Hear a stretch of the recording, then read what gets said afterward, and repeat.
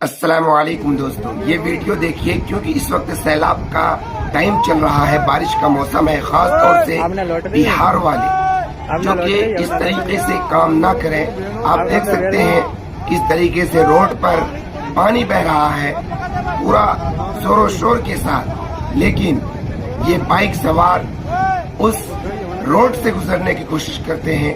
लोग चिल्लाते भी हैं, वो नहीं मानते हैं, जिसके कारण वो बाइक के साथ किस तरीके से पानी में बह जाते हैं। इसलिए दोस्तों, पानी से, आग से या फिर ऐसे चीजों से आप कभी भी रिस्क न लें, जिससे आपको तो तकलीफ होगी ही होगी, आपके पूरे परिवार को तकलीफ होगी।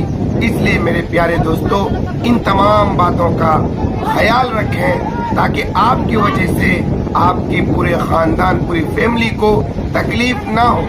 लोग मना करने के बावजूद